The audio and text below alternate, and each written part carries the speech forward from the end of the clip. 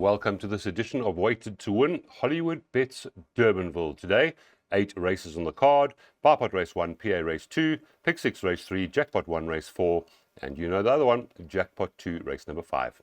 Daryl Marie is in studio today. He's going to help us with the tips and hopefully catch us a lot of exotics here so we can get those for Champions Day out at Saturday at Turffontein.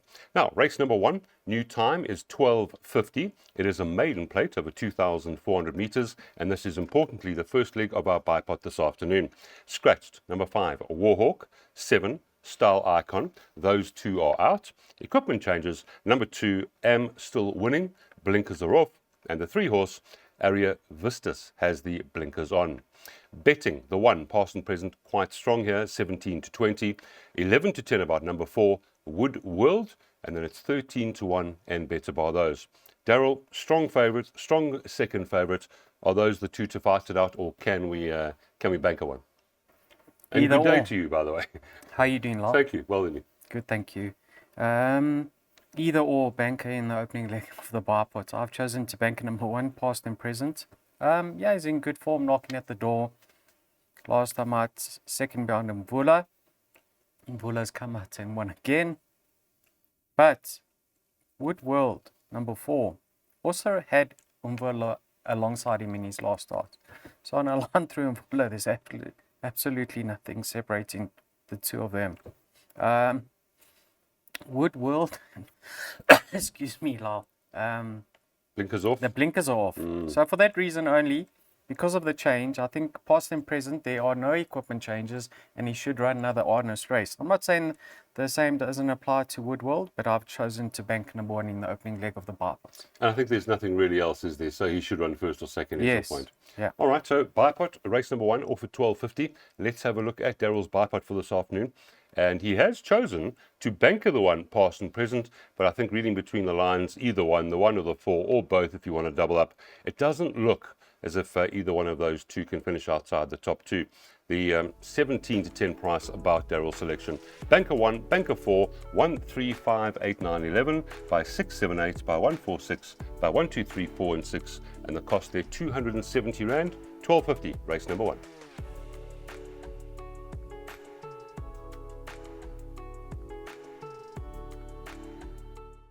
Race number 2 is an open maiden for the fillies and the mares over 1,400 meters. First leg of our PA this afternoon.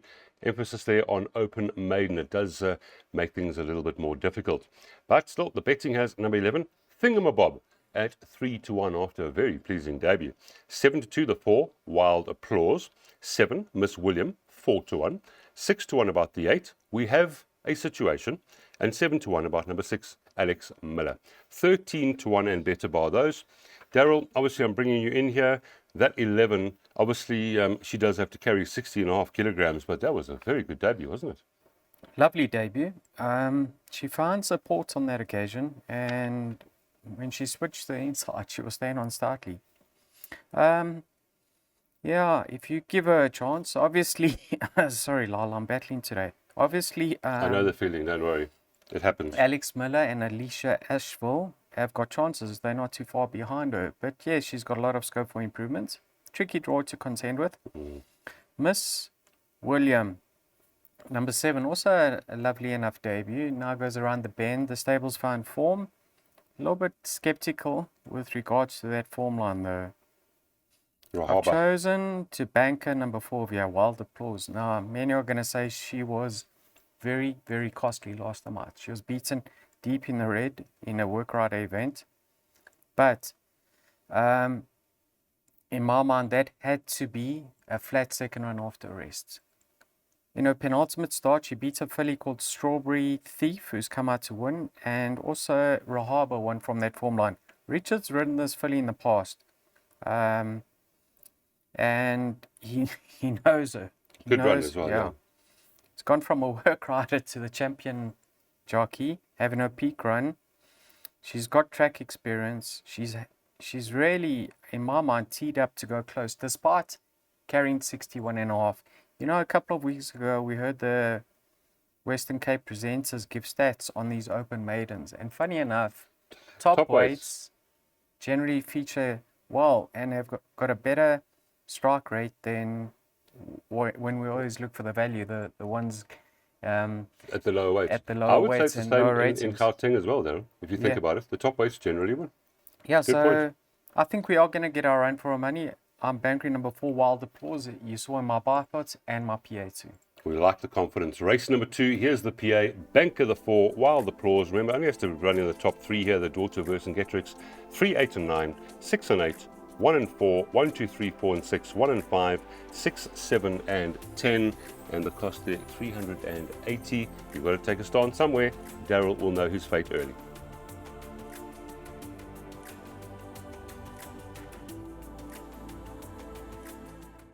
Race number 3, this is where our pick 6 starts this afternoon. This is an open maiden again, over 1,500 meters, where we do have one scratching, number 10, Count William. Betting, 22 to 10, number 3, Show Off. Number 8, Gran Canaria is at 23 to 10. It's 11 to 2, the 1, Monkey Puzzle. 6.5, 13 to 2, the 9, Afrique, and then 10 to 1 and Better Bar those. Now, importantly, the first leg of our pick 6, Daryl, 3, Show Off. And of course, the 8 Gran Canaria, Gavin versus Richard. And I believe the stats right now are that they are equal at the top. They've just passed, I think they've just passed Craig, and Gavin is level pegging with Richard. So good race between the top 2 at the moment. Yeah, great. Ding dong up front. Ding dong. Yeah, Lal, unfortunately, my pick 6 was very costly, 8,400, Okay. so I didn't tip one. I've opted to tip a quartet box here. Now, obviously, Shoff improved in his second start, and he looks like he's going to go very, very close to winning, and he's got a chance of reversing the form with Monkey Puzzle. And from that draw, that was a particularly good one, wasn't it? Yeah, but Monkey Puzzle was drawn 10. Now he's correct. drawn 1, Yep. and he's having his peak run. So I don't think there'll be too much separating them. I'm a little bit wary of that form line. It was very congested at the finish. Gran Canaria and a Freak represent the same form lines. Yeah. Both being gelded, both rested. I believe they got stronger form lines than Show Off. So possibly going to be leaning towards numbers 8 and 9 of here. If you like them, you have to like number 11, Noble Hero. And another one I've included in the quartet box is number 5, Smart Horse, who I think is much better than his performances on the track to date. Maybe he needs gelding, I'm not 100% sure. But once he gets his mind on the job, I think he will be a nice horse in time to come. Yeah, but my pick 6 was too costly, like I mentioned. I understand. From an outside point of view, pick 6 in the Cape at the moment, it's quite hard to find the bankers. All right, so we're going to go with that quartet, as Daryl is suggesting, quartet box. And you heard the 8 and the 9, probably the stronger form lines, both coming off geldings, the 8 and 9. So 1, 3, 5, 8, 9, and 11, 360 Rand. And of course, we'll be hoping for the 11 and the 5 to stick their head in there. That's race number 3, 13.55.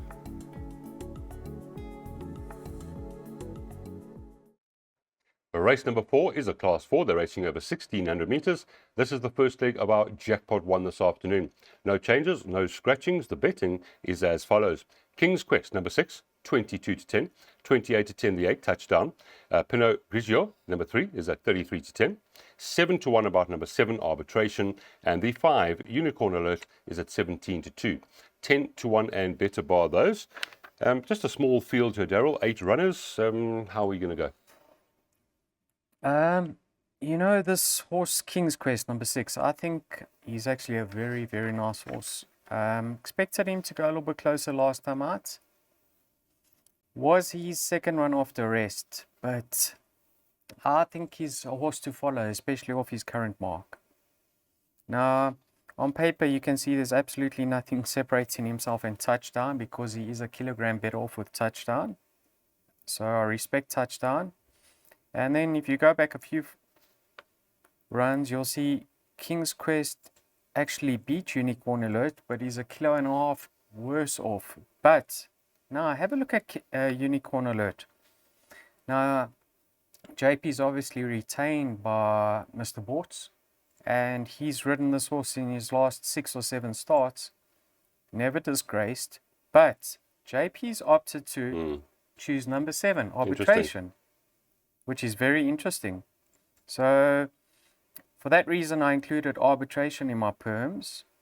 You know, last time out, he quickened up extremely well, and he's probably got a little bit more scope for improvement, whereas Unicorn Alerts hasn't won for 500 odd days. So King's Quest, I'm giving him another chance. Like I say, he's lightly raced, and I think he's better than his current mark. Respect for 8 and 7 in that order. 6, 8, 7. Got you. Right, let's see what you're doing here in race number 4, which does get underway at 14:30. And it is the jackpot 678. Daryl's made a good case for those by 146, by 12346, by 134, 5 and 9. 225 Rand, 14:30 the off, jackpot 1, race number 4.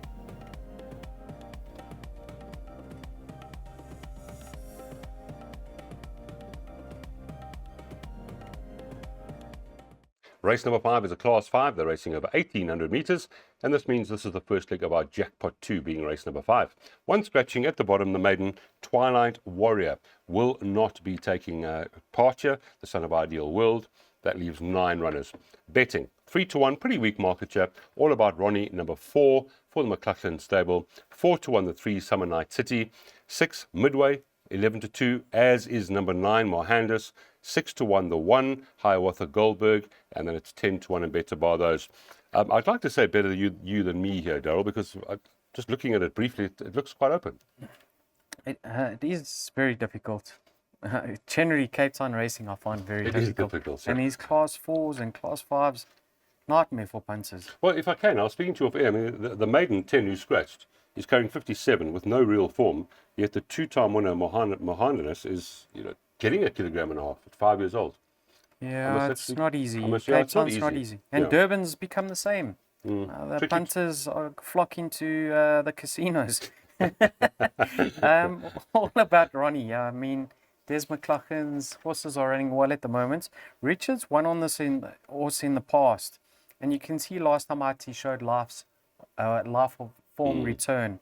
So I think if he just reproduces a similar efforts, he should be right there on top of them, especially from a neat draw. Now on paper, Midway can't reverse the form with him. He's only 1.5 kilos better off. But if you told me a year ago that Midway is going to be off for 61, I would have had a bet with you. But I'd like to see him push forward, if not lead, and I think we'll see improvement.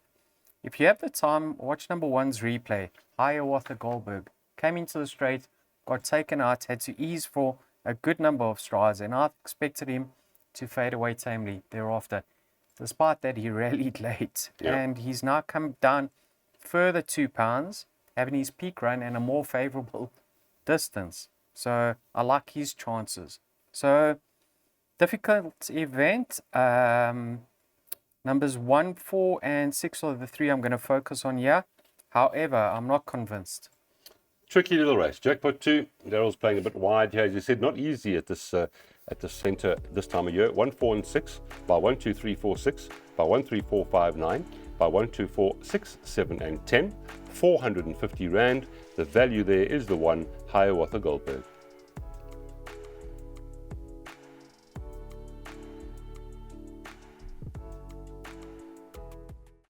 Race number 6 is a D stakes. They're running over 1,250 meters with no changes at the moment in the entire race. Betting number 2, Tambourine Man, 7-2. The 3, True Horizon, same price, 7-2. In fact, 3 joint favorites here. Number 6 also 7-2. So 2, 3, and 6 all joint favorites currently 7-2. 4-1, number 4, Nile the Boss. And then it's 17-2 about Cape Captain, the maiden, number 5. 9-1, the 1, Easy Money. And then 12-1 and Better Bar. So again, D stakes, obviously a low merit rating here, Daryl. Not the easiest race. I mean, I was just looking at the maiden there at about 17-2. Even the maiden must have a bit of a chance here. Yeah, if you have a look at the best weighted column, she's actually best weighted. Once again, a nightmare. You know, very surprising to see Tambourine Man at the top of the board. I know he's in great form. Have a look at his net rating, 61. He is as much as 7 pounds. Not well in. Or 3.5 kilograms out at the weight. And have a look at his latest win when he beat True Horizon in that race. True Horizon's as much as 4.5 kilograms better off for a length and beating. So, wrong favourite. Yeah, I can see him winning, but he needs to raise his game Well, the once weight, again. he actually shouldn't. Yeah. Easy money. Louis sat aboard this filly twice and won on both occasions. He obviously gets a good tune out of her. Still get one. I like her chances. Excuse me, Lyle. Then Nile the Boss. Last time out, Richard took her to the head of the fair. She went quite quick up front. Stayed on. He sticks with her. I'm sure he's going to adopt similar tactics. So on this track and trip, it may be suitable. Ischrio, or number 6. How do you pronounce it? Ischrio.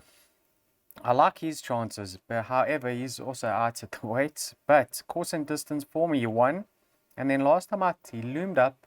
Looked like he was going to contest the finish and faded late. So I think the jockeying trip may well be to his liking. Once again, very tough. Sorry, Lal. This does not look, just going through this with you, this is tough. Play wide here, ladies and gentlemen. Double, it's race 6 and 7, 1, 2, 3, 4, 6 by 1, 3, 4, 5, 9, 25 Rand to spend there. I would take a chance here with the maiden, but like Daryl says, this is tough.